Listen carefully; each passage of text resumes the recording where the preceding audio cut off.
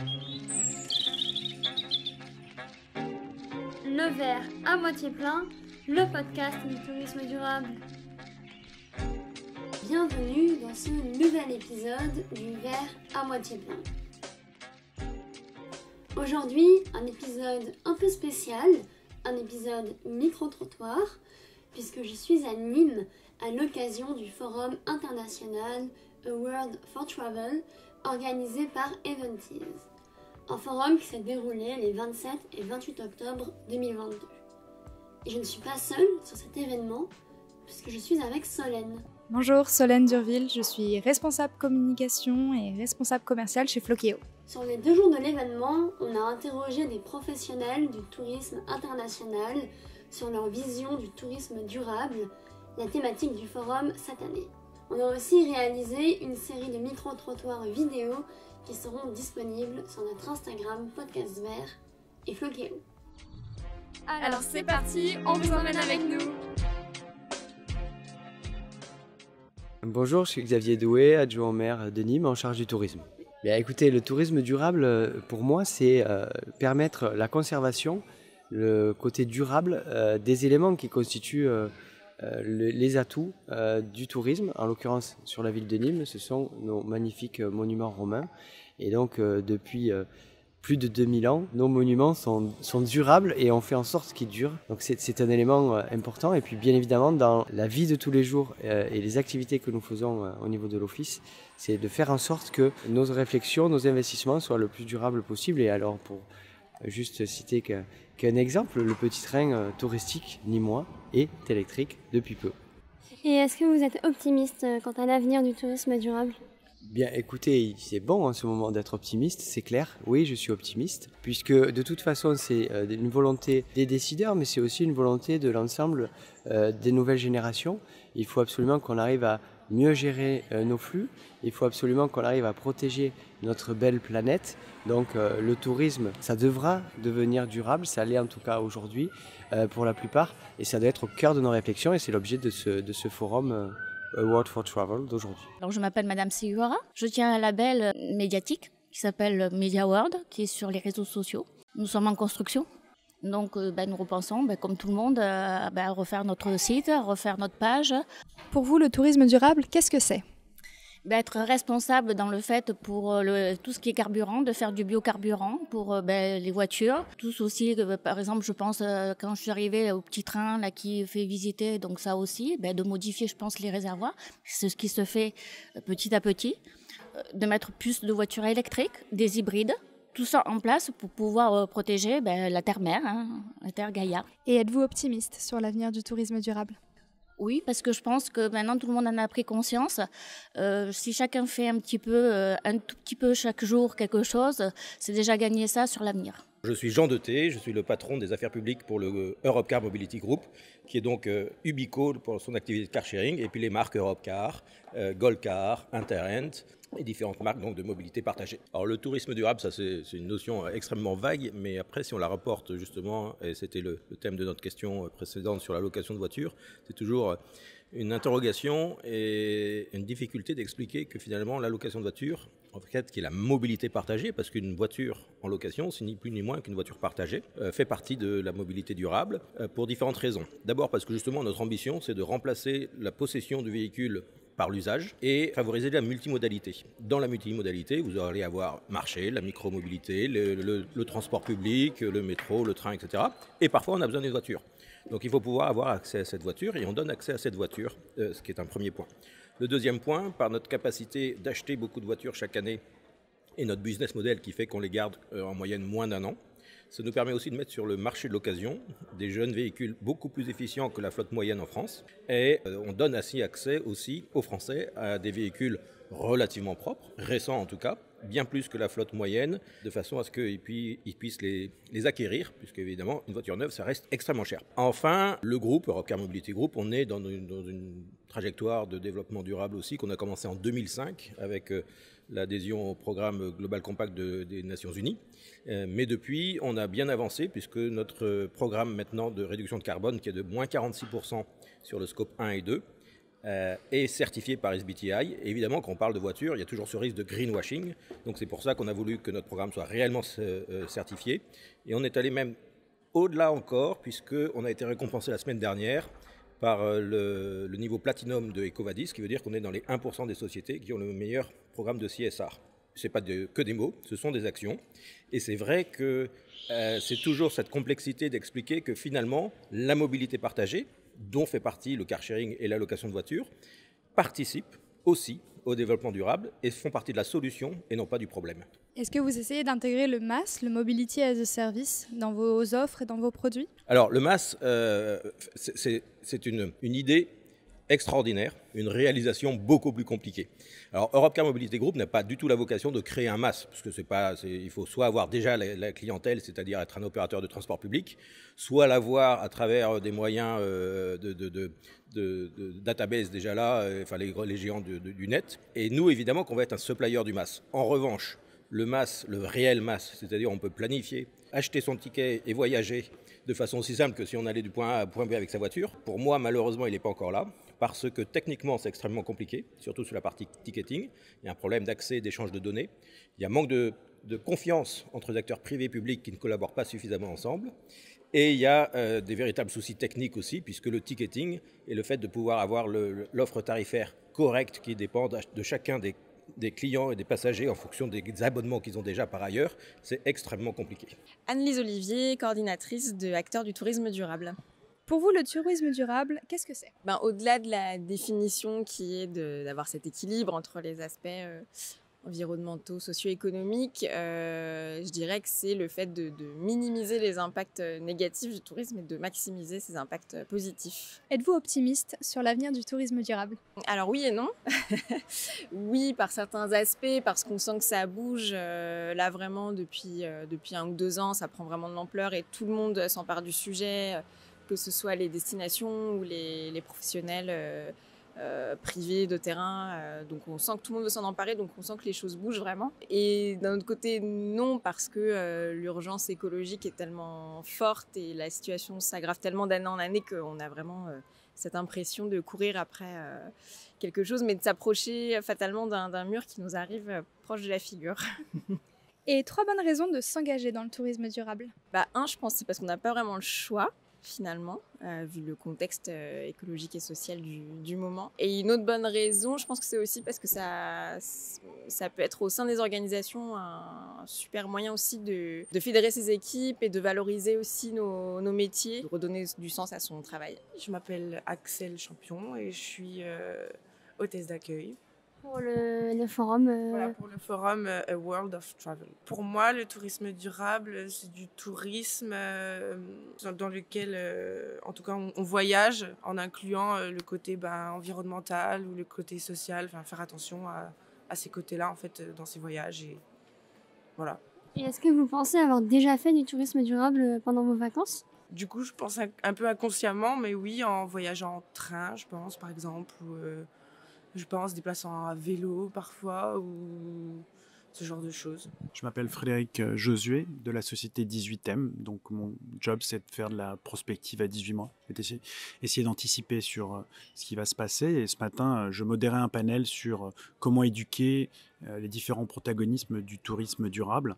Et on sent bien que la problématique dans un environnement où on a un très très grand nombre d'acteurs dans la chaîne de valeur du tourisme, la problématique c'est vraiment l'éducation, comment on éduque le consommateur, donc du B2C, comment on va éduquer les agences de voyage, les hôtels, les compagnies aériennes, donc on est plus dans une logique de B2B, puis aussi on a aussi au-delà du mot du B2B2C, donc comment on arrive à toucher tous les acteurs, stakeholders, comme on dit en anglais, de la chaîne de valeur.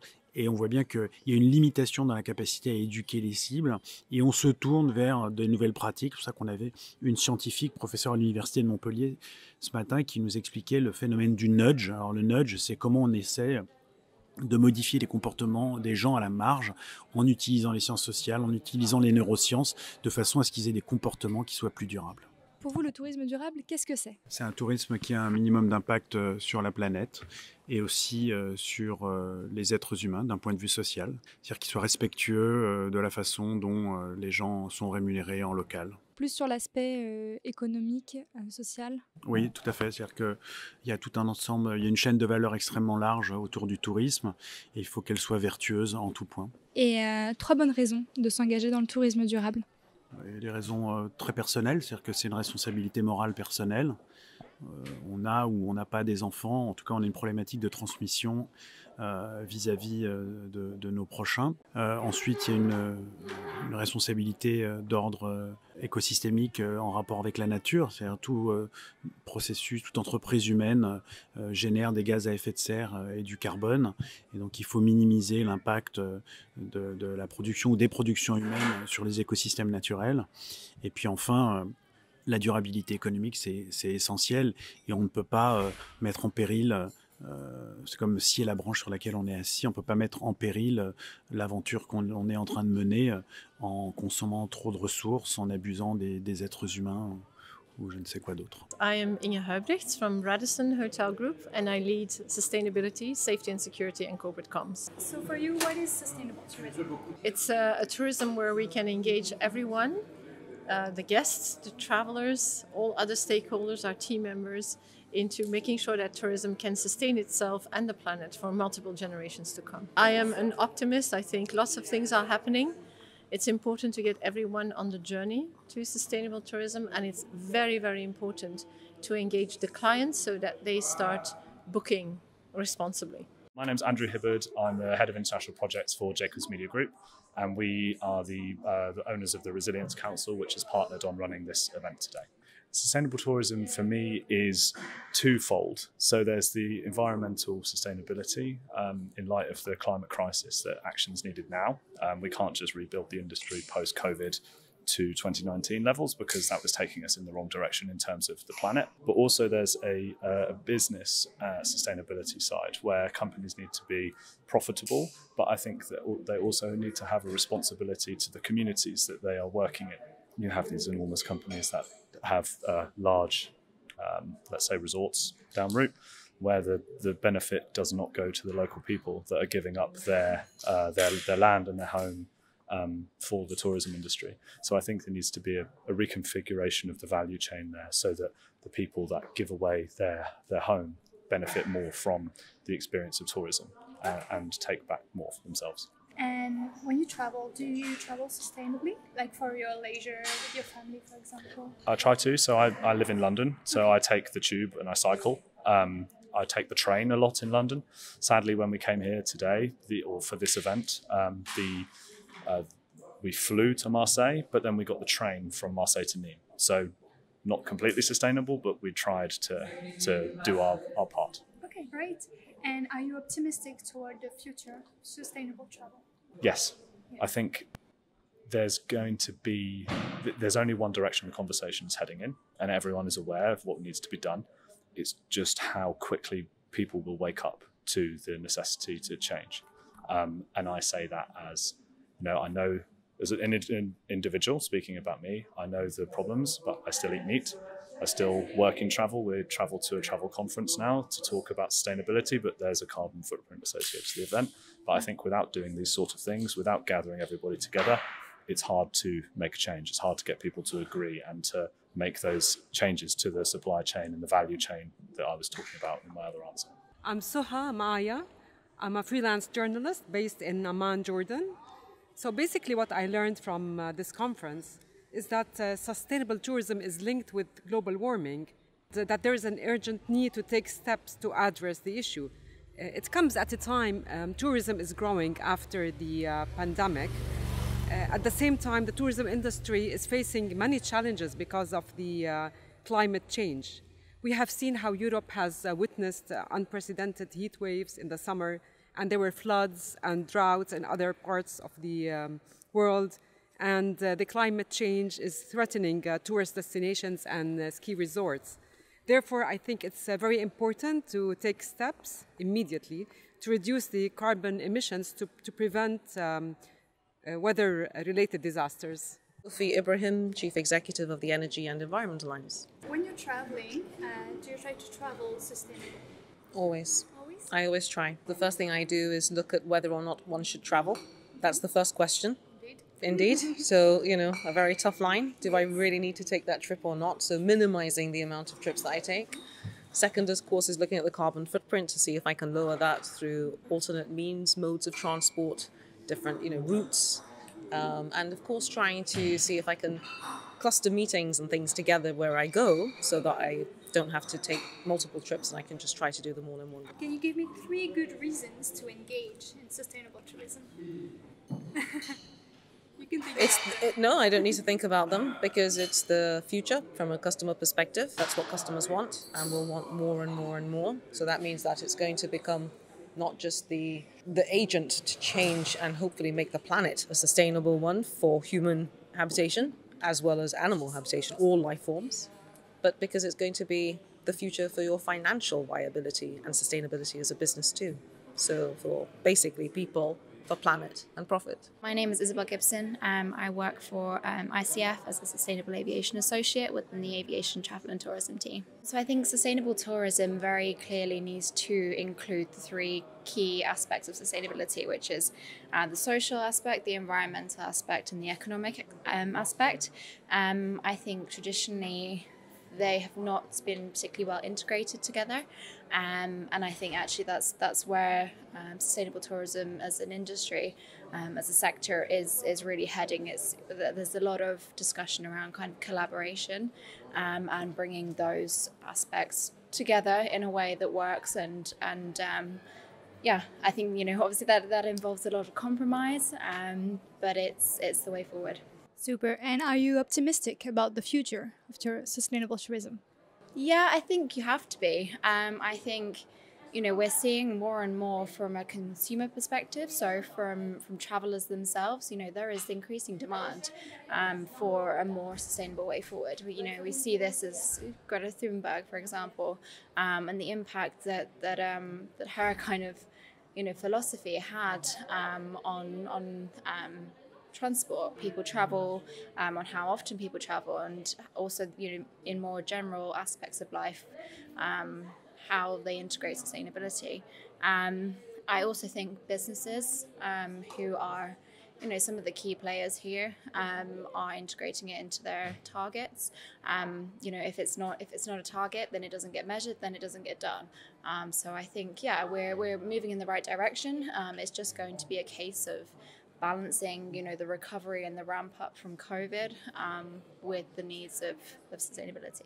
And can you give us 3 reasons to engage in sustainable tourism? Oh, I think that's very difficult. I think especially kind of working in the industry as well. I mean, I could give you many reasons to engage. I think one is for our children, for the future, we need to we need to preserve what we've got so that the future can have the same experiences that we have. I think travel brings a lot to a person. It's not just about going and getting a suntan once a year. It's really about kind of cultural expansion. So I think having that for our children is one reason. I think another reason is to kind of provide a bit of social security, a bit of, tourism is a huge industry. It's particularly important for some marginalized communities that are maybe in, rural locations, and therefore they have kind of very eco-tourism focus. And actually without tourism, there's a whole shift that would be required for them to, maybe retrain so that they could get work in other industries. So I think that's another. Well, the third one is very difficult. Just kind of keeping it on the agenda. So talking about it, the more that we talk about sustainability in travel and tourism world, the more we're going to be forced to talk about sustainability in other aspects. And I think it's we all know that's going to be essential. C'est la fin de cet épisode du verre à moitié plein. Si vous écoutez ce message, c'est que vous êtes resté jusqu'au bout. Alors merci. Si le podcast vous plaît, vous pouvez nous mettre 5 étoiles sur Apple Podcast ou Spotify et vous abonner. On a également un compte Instagram, podcast.vert où nous vous partageons du contenu exclusif. Le lien se trouve dans la description. Vous pourrez aussi nous partager des idées de sujets que vous aimeriez que l'on aborde. Alors à dans 2 semaines pour un nouvel épisode. Et d'ici là, n'oubliez pas de voir le verre à moitié plein.